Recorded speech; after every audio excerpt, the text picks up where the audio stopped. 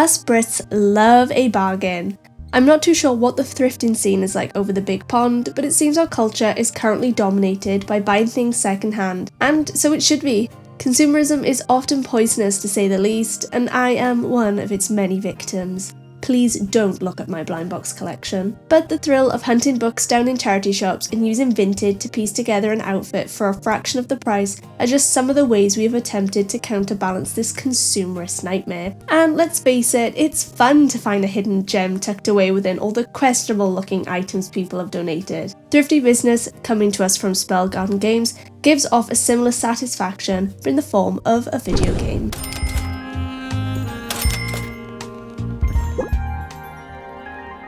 Real quick though, while you're saving all that money thrifting, be sure to like the video, subscribe to the channel and head over to patreon.com/idreamofindiegames where you'll net yourself some stylish new perks like Discord, early ad-free and exclusive shows, and more. Your new indie gaming community is waiting for you. Thrifty Business is a shop management simulator developed by Spellgarden Games. If that name sounds familiar to you, it's because they released Ritual of Raven in 2025. Which was one of my favourite games of last year. Some of you cozy fans out there may also recall Sticky Business, which dropped in 2023. In the newest game, you'll give homes to people's old belongings, from crockery, toys, clothing, and so much more. The premise is simple. You've taken over Ingrid's shop so she can move to London. Funny, it's normally people escaping the big city, not running towards it. She hasn't left much for you to work with, and by that I mean she leaves you nothing. You're on your own, kid. It's up to you to peddle your ways and bring the community together through fulfilling people's requests, holding events and decorating the shop, which makes for a really good time. If you've played this developer's games before, or at least a few similarly themed cozy releases, you'll be right at home with the gameplay flow. Each day begins with purchasing second-hand items from sellers. Players will receive a random collection of boxes, categorized into groups, which gives you an idea of the types of items you'll be receiving. For example, the kitchen group will include plates, baking tools, and utensils.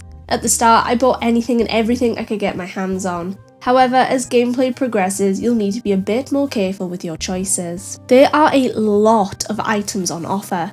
As the hours ticked by on what amounts to a roughly 10-hour business adventure, I was still coming across objects I had never seen before. So yes, there is a good amount of variety in what you obtain, but there is also a fair bit of repetition to be had because of how quickly you sell and need to replenish items. In recent patches, the developers added more ways to counter this problem, but I still found myself with a lot of the same bits and bobs that I'd previously come across, which was simply recolored. I began steering clear of buying boxes labelled as household in fear of pulling another hammer or screwdriver. Regardless, after you've gotten your packages of assorted goods, it's time to display them. The game gives you plenty of opportunity to expand from your small base room given at the start, which is good news as your new addiction to buying boxes means you need a lot of space. To display your wares, you can buy different shelves, bookcases, tables, and clothing rails. Items will snap to the shelves and can then be rotated so that you can be as neat and organised as you want. Not a neat freak? Choose violence instead and chuck your Furby next to the microwave. The space can also be customised using decorations, different wallpapers and more. You'll steadily unlock additional themed furniture as you progress using community points. Community points are a tally of credits you get at the start of each shift. When you have an abundance of a certain group of items, that group will level up, enticing more customers to buy. Those points can then be used to scratch off themed sticker cards that will give you supplies to customize your shop with. The system can feel like a bit of a grind. It was a pain to have to spend somewhere around 200 points to finally get an oak wood display shelf as one example, but the many unlockable themes and knickknacks are varied and fun, allowing for different rooms in my shop to look unique. I loved arranging my retro queer coded room in particular so that I could display kids' toys and craft items.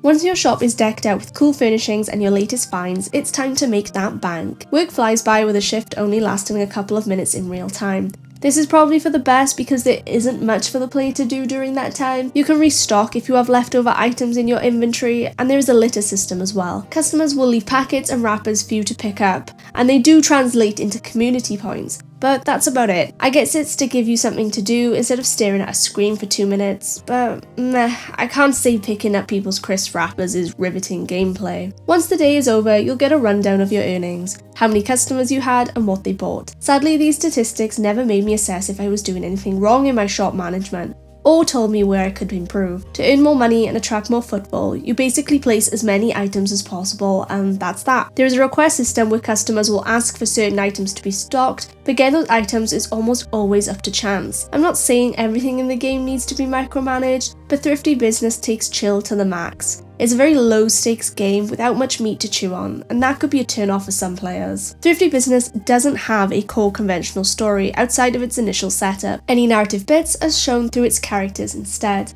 You'll meet a cast of around 13 customers whose stories unfold through you buying their second-hand items and fulfilling their requests. They are all sweet, simple, and grounded folks who are enjoyable to interact with. The stories start off simple but become more layered as you interact with these characters time and time again. Characters will also request events to be held in your shop from time to time.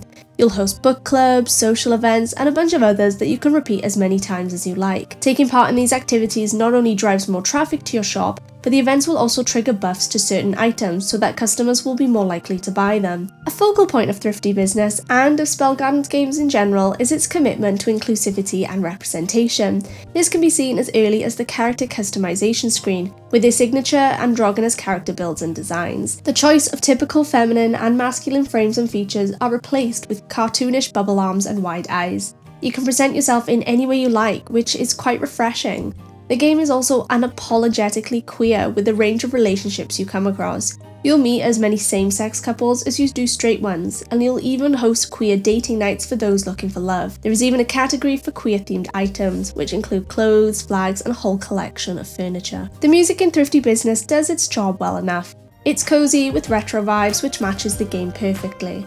The only negative for me was that it often felt like there weren't enough musical tracks in general, giving off a bit of the Groundhog Day effect. Because of this, I often played YouTube videos whilst I played the game instead of enjoying its music, which is a shame, but I also feel is symptomatic of these types of games anyway. You don't play 80 hours of 2 Point Museum and listen to the music non-stop. It gets a bit mind-numbing, and despite Thrifty Business being far shorter than that, I felt a bit tired of its music by the 3rd hour of playing. As I mentioned before, I've played Spellgarden's games in the past, so I'm used to the cartoonish bug-eyed characters and gorgeously detailed pixel art. The colours are once again extremely neon in Thrifty Business, in line with the retro era it's inspired by, which may be unappealing to some for just how in your face it is. Your opinions of the visuals will mostly come down to personal preference. For me, the game has a charming style that stands out amongst others in the genre. I was impressed by not only how many items were on offer in the game, but also how every one of them looked distinctly detailed.